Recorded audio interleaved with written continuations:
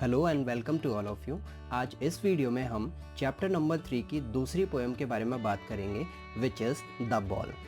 तो बैकग्राउंड से स्टार्ट करते हैं। पोएम द बॉल, जिसे जॉन बेरिमन ने लिखा है। ये एक अमेरिकन पोएट है। इस पोएम द बॉल में वो एक बच्चे की बॉल के खो जाने के दुख के बारे में बात करते हैं। वो इस पोएम के थ्रू हम सबको बताते हैं लाइफ की रियलिटी, जो कि हम सभी को एक दिन फेस करनी ही है।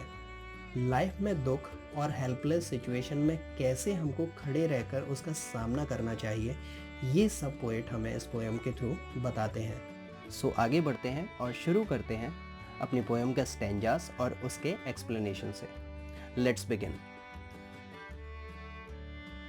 What is the boy now who has lost his ball? What is he to do? I saw it go merrily bouncing down the street and then merrily over. There it is in the water. No use to say, oh, there are other balls. Let's look at the explanation of this.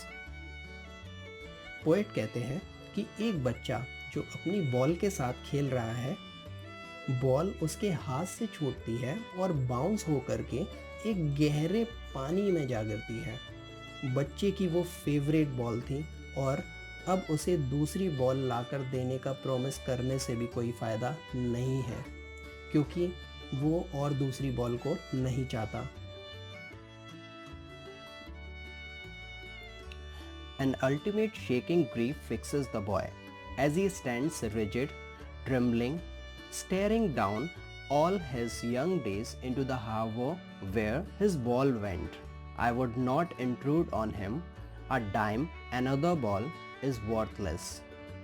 अब लड़का पानी के किनारे खड़ा होकर के ball को लगातार देखे जा रहा है। वो बहुत दुखी है और बिना हिले डुले दुखी मन के साथ कांपते हुए उस बॉल को ही बस देख रहा है।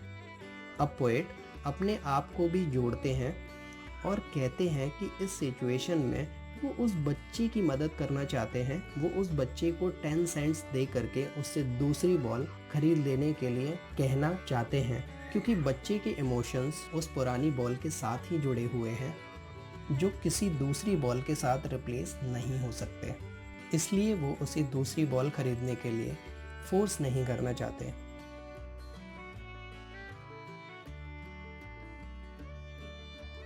Now he senses first responsibility in a world of possessions. People will take balls will be lost always. Little boy, and no one buys a ball back. Money is external, he is learning well behind his desperate eyes.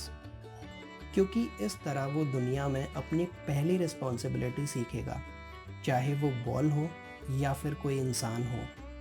कोई हमें कितना ही प्यारा क्यों ना हो, वो एक दिन हमें छोड़कर चला ही जाता है और जिसे हम कभी वापस नहीं ला सकते।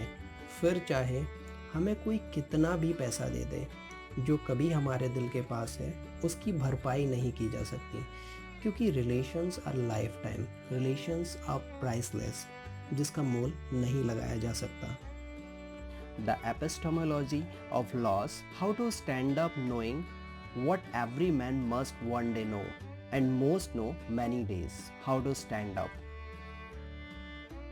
जब कोई दिल से जुड़ी चीज़ खो जाती है तो उसे डील करने की नॉलेज भी हमें हो ही जाती है over the past period of the time, जिसे जानकर हर इंसान उस लॉस के साथ डील करना सीख जाता है और एक दिन उसके बगैर ही ज़िंदगी को जीना सीख लेता है। So that's how the life works. तो इस पोएम के थ्रू जॉन बेरिमन हमें बहुत ही खूबसूरत मैसेज देते हैं कि जो हमारे पास में आज है वो हमेशा हमारे साथ नहीं रहेगा। तो जब वो नहीं है तो हमें उन सिचुएशन के साथ भी डील करना आना चाहिए, तभी हम हमारी लाइफ में आगे बढ़ सकते हैं।